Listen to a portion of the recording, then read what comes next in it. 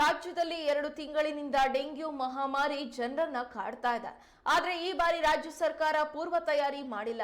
ಹಾಗಾಗಿ ಜನರು ಒದ್ದಾಡುವ ಪರಿಸ್ಥಿತಿ ನಿರ್ಮಾಣವಾಗಿದೆ ಅಂತ ಬಿಜೆಪಿ ಮುಖಂಡ ಎಸ್ ದತ್ತಾತ್ರಿ ಆರೋಪಿಸಿದ್ದಾರೆ. ಒಟ್ಟು 4827 ಪ್ರಕರಣಗಳು ವರದಿಯಾಗಿದೆ. ಪ್ರತಿಯೊಂದು ಮನೆಯಲ್ಲಿ ಜ್ವರದಿಂದ ಜನರು ಬಳಲ್ತಾ ಇದ್ದಾರೆ. ರಾಜ್ಯ ಸರ್ಕಾರ ನಿರ್ಲಕ್ಷ್ಯ ವಹಿಸ್ತಾ ಇದೆ ಅಂತ ಅವರು ದೂರಿದ್ದಾರೆ. ತಯಾರಿ ಮಾಡದ ಪರಿಣಾಮವಾಗಿ ಇವತ್ತು ರಾಜ್ಯದ ಜನತೆ ಡೆಂಗ್ಯೂ ಮಹಾಮಾರಿಯಿಂದ ಒದ್ದಾಡ್ತಾ ಇರ್ತಕ್ಕಂಥದ್ದನ್ನು ನಾವೆಲ್ಲರೂ ಗಮನಿಸಿದ್ದೇವೆ. ರಾಜ್ಯದಲ್ಲಿ ಈಗಾಗಲೇ ಸುಮಾರು 1,05,283 ಶಂಕಿತ ಪ್ರಕರಣಗಳು ದಾಖಲಾಗಿದೆ. ಅದರೊಳಗೆ 4,827 ಪ್ರಕರಣಗಳು ಪಾಸಿಟಿವ್ ಆಗಿದೆ.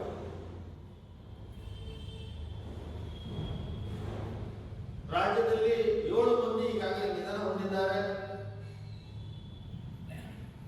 ಶಿವಮೊಗ್ಗ ಜಿಲ್ಲೆಯಲ್ಲೂ ಕೂಡ ಆರೋಗ್ಯ ಇಲಾಖೆಯ ಗ್ರೂಪ್ ಡಿ ನೌಕರರೇ ನಿಧನ ಹೊಂದಿರತಕ್ಕಂಥದ್ದು ಬಹಳ ದುಃಖದ ಸಂಗತಿ. ಸಾಗರದ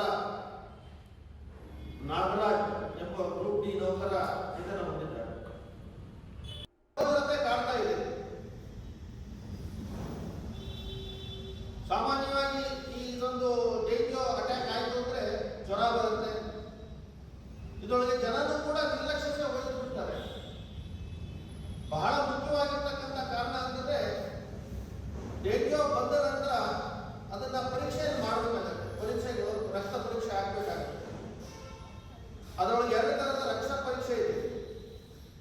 ಒಂದು ಎಲಿಸಾ ಟೆಸ್ಟ್, ಇನ್ನೊಂದು ಕಾರ್ ಟೆಸ್ಟ್ ಅಂತ ಮಾಡ್ತಾರೆ.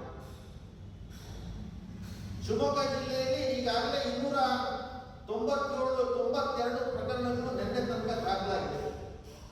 ಇದ್ರ ಬಗ್ಗೆ ಒಂಚೂರು ತುಟಿಪಿಟಿಕ್ಕಿದೆ.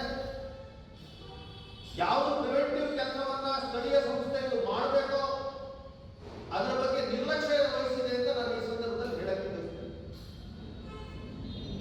ಓಡಾಡಬೇಕಾಯಿತು, ಫಾಗಿಂಗ್ ಮಿಷನ್ ಕಾಣಿಸ್ಬೇಕಾಯಿತು. ಶಿವಮೊಗ್ಗದಲ್ಲಿ 10 ಫಾಗಿಂಗ್ ಮಿಷನ್ ಕಾಣಿಸ್ಬೇಕಾಯಿತು. ಯಾವುದೋ ಇಲ್ಲೊಂದು ಫಾಗಿಂಗ್ ಮಿಷನ್ ಇದೆ.